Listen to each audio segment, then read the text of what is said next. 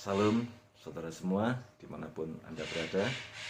Masih berjumpa dengan saya Peter Prayuda di channel YouTube Cross Christ. Kita mendengar bunyi burung tua, burung kakak tua di samping dapur. Ya, kalau di video-video yang terdahulu kita mendengar bunyi binatang piaraan orang warga negara asing di samping.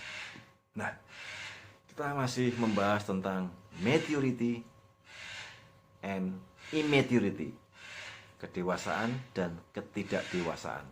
Sekali lagi, saya menjawab pertanyaan di media sosial saya. Apa Pak tanda-tanda orang dewasa? Sudah saya jawab di video yang terdahulu, dan sekarang saya menjawab apa tanda-tanda ketidakdewasaan seseorang, immaturity state, masa atau era ketidakdewasaan. Nah, teman-teman sekalian, sebenarnya dari yang kemarin itu atau dari video yang terdahulu, tanda-tanda kedewasaan, tinggal kita balik. Dibalik menjadi tidak. Kalau kemarin berbuah, tidak berbuah itu tidak dewasa. Tetapi saya akan membacakan biblical understanding dari 1 Korintus 3. Saya akan membacakan untuk saudara ayat 3. 1 Korintus 3 ayat 3. Dan aku, saudara-saudara, pada waktu itu tidak dapat berbicara dengan kamu seperti dengan manusia rohani. Berarti Paulus berhadapan dengan manusia duniawi, tetapi hanya dengan manusia duniawi yang belum dewasa dalam Kristus. Lalu ayat berikutnya, Efesus 4 ayat 13-14, sampai kita semua mencapai kesatuan iman dan pengetahuan akan anak Allah, yaitu manusia dewasa, menurut ukuran tingkat pertumbuhan sesuai dengan kepenuhan Kristus. Nah, saudara, di 1 Korintus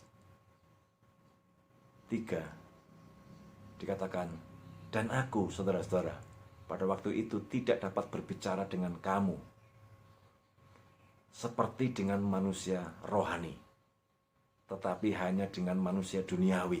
Nah, ini di sini dikatakan manusia duniawi ini salah satu tanda ketidakdewasaan. Yang belum dewasa dalam Kristus. Manusia duniawi itu bukti belum dewasa dalam Kristus. Nah, lalu apa tanda-tanda atau diagnosis sebuah spiritualitas yang tidak dewasa? Apa tandanya? Ya kan? Yang pertama, orang itu berhenti bertumbuh. Kalau dia berhenti bertumbuh, berarti dia statis. Kalau dia statis berarti di dalamnya itu ada kematian. Kalau kita lihat pohon itu layu terlebih dahulu atau mati terlebih dahulu? Orang bilang layu dulu Pak baru mati Pak. Kalau saya bilang tidak, mati terlebih dahulu di dalam, yaitu akar. Fungsi akarnya mati. Kalau fungsi akarnya mati, daunnya di atas layu. Kalau kita mengakar kepada firman itu tidak kuat, mengakar kepada ajaran Kristus tidak kuat, ya atasnya wajah kita akan layu, pucat pasi.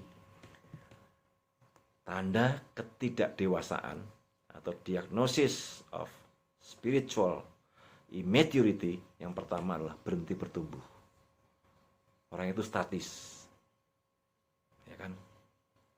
Tanda yang kedua, mengalami emosional yang tidak stabil.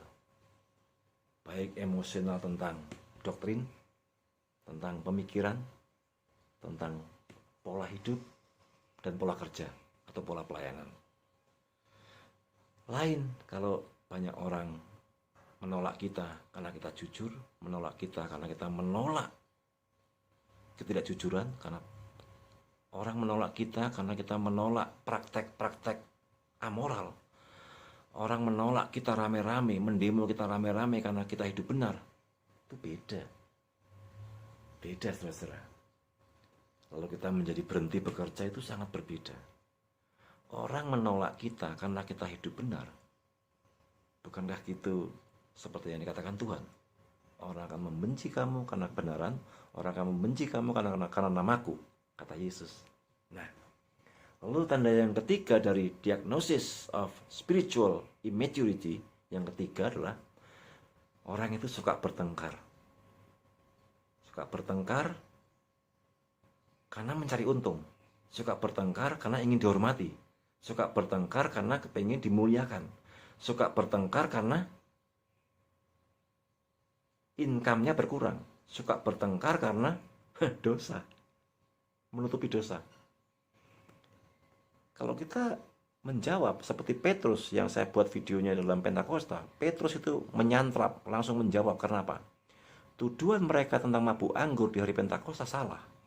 Dan itu akan mengganggu proses pemberitaan kabar baik. Maka Petrus langsung menjawab, mereka tidak mabuk anggur.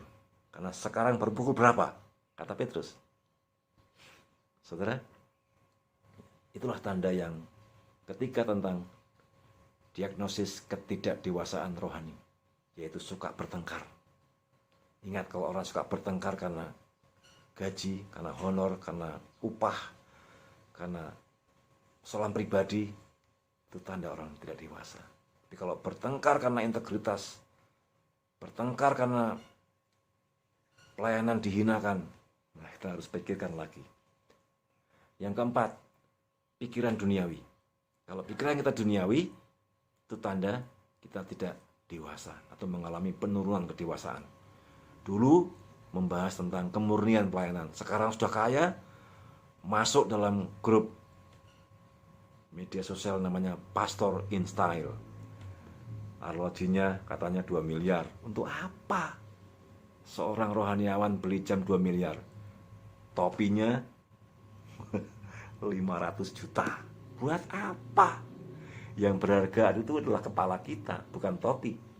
Topi menjadi nampak bernilai kalau bertengger di atas kepala yang tepat. Demikian juga arloji yang mungkin murah atau murahan menjadi nampak keren karena melekat di tangan yang baik.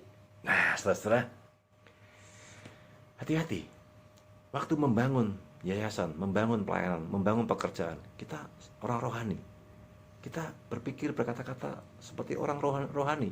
Tetapi setelah semua tercapai, semua berebut, bertengkar hanya karena jabatan, karena makanan, karena uang, itu mempermalukan nama Tuhan. Apalagi belanja di luar negeri, dimasukkan di media sosial. Wah, beli sepeda harganya berapa itu? Yang dari Inggris itu. Ya, kalau dikasih nggak apa-apa. Tetapi kalaupun dikasih, harus dijual untuk sebuah pelayanan, itu jauh lebih baik daripada seorang seperti saya misalnya, seorang hamba Tuhan mengoleksi barang-barang pemberian, harganya bermiliar-miliar. Dan dia seorang rohaniawan. Untuk apa? Bukankah jauh lebih baik itu digunakan untuk pelayanan, untuk membantu anak-anak yang tidak bisa sekolah, tapi ingin sekolah, ingin kuliah STT tapi tidak bisa karena harus membayar mahal. Jangan dikira kuliah STT sekarang murah, tidak. Mahal, bahkan lebih mahal daripada sekolah umum. Yang saya tahu demikian. Nah, yang kelima, diagnosis dari spiritual immaturity, tanda ketidakdewasaan rohani yang kelima adalah tidak memiliki kepekaan terhadap dosa. Orang lain berdosa, dia nggak peka. Dirinya sedang akan masuk dalam perangkap dosa, dia nggak peka juga. Terutama tentang makan, tentang uang, tentang ajakan. Kadang-kadang itu menjerat dalam dosa. Orang tidak peka. Beberapa kali saya diajak untuk keliling-keliling ke luar negeri. Ajakan itu bermuatan suap, dan saya menolak. Saudara, kalau orang yang mengajak itu hidup benar, misalnya dia mahasiswa, dia mengerjakan semua tugas, dia tidak bolosan, nilainya sudah keluar, dan dia mendapat nilai yang pantas, lalu sebagai ucapan syukur dia mengajak saya ke luar negeri, keliling-keliling Eropa, boleh saja. Boleh, saya mau. Tetapi kalau dia bolosan, dia nggak mengerjakan tugas, lalu mengajak saya keliling-keliling, saya menolak. itu berarti suap dan merendahkan pengajaran yang benar, yaitu integritas Kristus. Hati-hati saudara, guru dan dosen itu rawan suap. Guru dan dosen itu rawan gratifikasi. Misalnya hanya perayaan ulang tahun guru di kelas oleh murid. Hati-hati saudara. Saya sering waktu ulang tahun gak masuk kantor, menghindar. Kenapa? Ya menghindari gratifikasi. Tapi kalau orang-orang yang merayakan itu adalah orang-orang yang berintegritas, orang-orang yang jujur, orang-orang yang tidak bolosan, nilainya sudah keluar semua, ya, tidak masalah. Kita sambut dengan sukacita. Hati-hati, harus peka terhadap dosa. Orang yang nggak peka, itu orang yang tidak dewasa. Yang keenam, orang yang tidak dewasa itu adalah orang yang berpusat kepada diri sendiri. Diri sendiri sebagai pusat, bukan Tuhan, bukan pelayanan, bukan gereja, bukan yayasan, bukan orang lain. Saya sering bertanya di media sosial, di status, kalau kita sebagai pemimpin yang aktif atau karyawan yang aktif di era pandemi ini, coba tanyakan kepada diri sendiri, kita sedang menerima atau memberi? Maksudnya memberi perusahaan atau memberi yayasan itu, kita sedang menerima atau memberi? Kita sedang memeras yayasan atau sedang memberi sebanyak-banyaknya? Memberi pengabdian, memberi energi kita, memberi ilmu kita, memberi semua manajemen yang kita punya, atau sedang memeras, merampok bahkan. Hati-hati saudara. Kadang-kadang orang membangun yayasan, membangun perusahaan untuk memeras banyak orang, untuk menekan, menindas banyak orang. Menindas banyak orang melalui yayasan Kristen, itu menyedihkan sekali, itu menakutkan. Nah, lalu yang ketujuh, menonjolkan karunia rohani yang ada pada dirinya. Orang yang menonjolkan karunia rohani di gereja itu orang yang nggak dewasa. Apalagi berani berkata, aku punya karunia itu, aku punya karunia itu, lalu mempraktekkan karunia itu. Namanya saya karunia, pemberian Tuhan, anugerah Tuhan untuk membangun tubuh Kristus, untuk pelayanan pekerjaan Tuhan, bukan untuk diri sendiri, bukan untuk kesombongan, bukan untuk kemegahan diri, bukan untuk kemuliaan diri. Nah, itu tanda yang ketujuh tentang ketidakdewasaan rohani, yaitu menonjolkan diri sendiri, menonjolkan karunia, tapi tidak membangun tubuh Kristus. Hanya kepingin disoraki, hanya kepingin dihormati, hanya kepingin dimuliakan, hanya kepingin mendapat kepercayaan. Itu aktualisasi diri yang berbuah pada kesombongan. Yang kedelapan, orang yang tidak dewasa itu mengkritik terus. Mengkritik terus. Hati-hati. Anak bangsa Indonesia yang mengkritik pemimpin terus tanpa data, tanpa bukti, tanpa niat untuk sama-sama membangun, itu ciri orang yang tidak dewasa. Namanya destruktif criticism. Orang yang mengkritik tapi menghancurkan. Sesungguhnya apa ada sih kritik yang membangun? Coba renungkan pertanyaan saya. Memang ada kritik yang membangun. Kalau membangun itu kan nasihat. Kalau membangun itu kan berbagi pengalaman, bahkan berbagi kehancuran, berbagi kegagalan yang jujur, itu jauh lebih bermakna daripada menasehati. Misalnya, waktu saya pelayanan ini, waktu saya bisnis ini, saya gagal karena ini. Lalu kamu hati-hati ya. Gunakan penasehat, gunakan hikmat supaya kamu tidak gagal seperti saya. Itu lebih bermakna daripada mengkritik. Apa maksudnya kritik membangun? Menurut saya nggak ada kritik membangun. Yang ada itu datang dengan rasa hormat, dengan diam-diam. Menasihati pejabat itu jangan terang-terangan, pakai surat terbuka, itu nggak dewasa. Menasihati pejabat, memberi usul pejabat itu diam-diam. Diam-diam. Supaya kita tidak mempermalukan orang itu. Kalau memuji, itu terbuka. Ya kan, mengapresiasi, terbuka dong. Merayakan prestasi, terbuka. Tapi kalau membawa surat usulan, membawa surat solusi, membawa surat protes, membawa surat nasihat, ya diam-diam dari belakang. Minta staf khusus, minta pengawal pas pampres untuk menerima masukan kita. Ya, itu sih menurut saya begitu.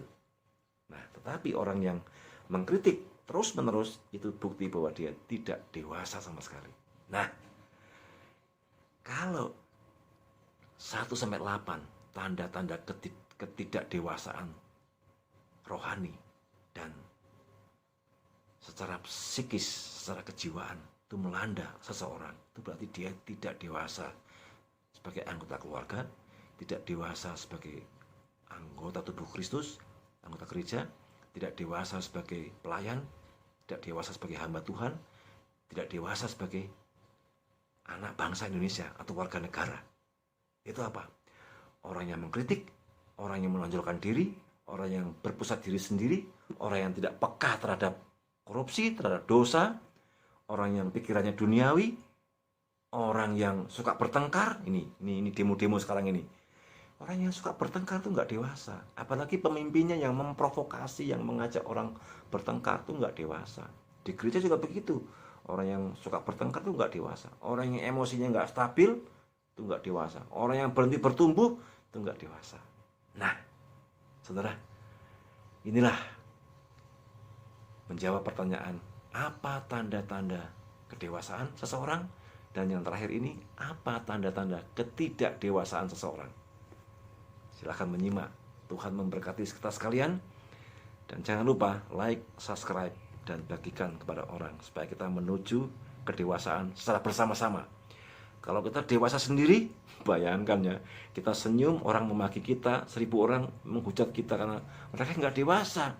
Kita nggak mau berbagi firman Tuhan. Ingat tadi, dalam tanda kedewasaan kita harus berbagi firman Tuhan, berbagi pengetahuan, berbagi mendeklarasikan kehendak Allah. Bagikan video ini supaya kita mencegah ketidakdewasaan atau kemerosotan rohani dan juga menuju kedewasaan rohani, semakin serupa dengan Kristus.